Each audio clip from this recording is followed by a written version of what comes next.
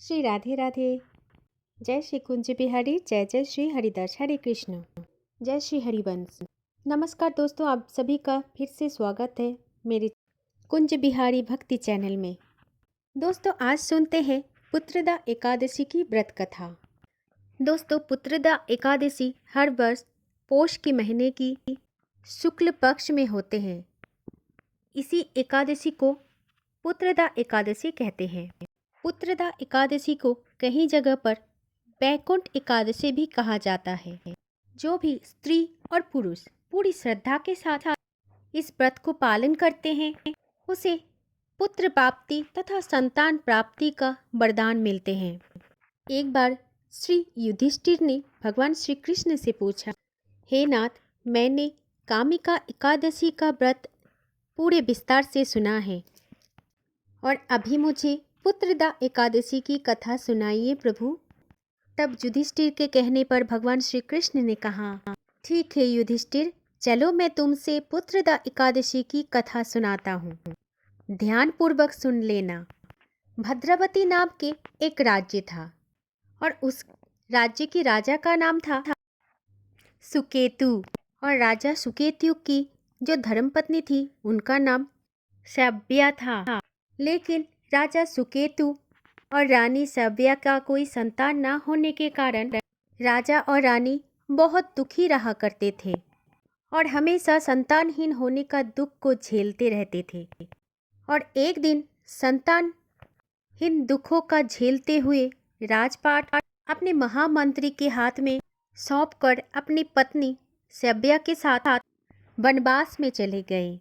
और फिर राजा रानी ने एक दिन आत्महत्या का मन बना लिया और बहुत भयंकर घने वन के अंदर वो चलते गए।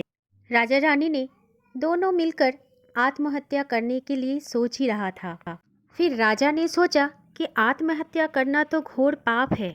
सिर्फ घोर पाप नहीं है, महापाप भी है। आत्महत्या तो किसी को शोभा भी नहीं देती। और उसी समय उन्हें वेद पाठ और मंत्रों की ध्वनि सुनाई दिया और फिर वो दोनों उस तरफ ही चलने लगे जहाँ से वो मंत्र उच्चारण की आवाजें आ रहे थे। चलते चलते फिर उन्होंने देखा कि एक सरोवर के निकट बहुत सारी ऋषि मुनियों मिलकर वेदों की पाठ कर रहे हैं। तब राजा सुकेतु और उनकी धर्मपत्नी ने उन ऋषिगणों के पास जाकर उन्हें प्रणाम किया और फिर राजा सुकेतु और अपनी धर्मपत्नी को लेकर उन सभी मुनियों के सेवा में लग गए।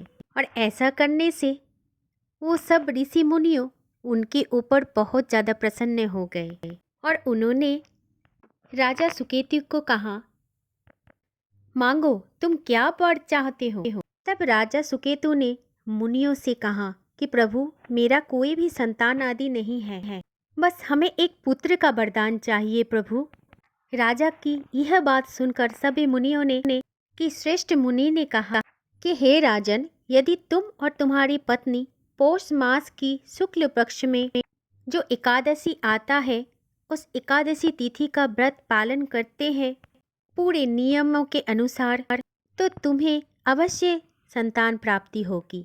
और ऋषि मुनि की ऐसी बातें सुनकर राजा और रानी बहुत धन्य हुए और फिर अपने राज्य में वापस आ गए।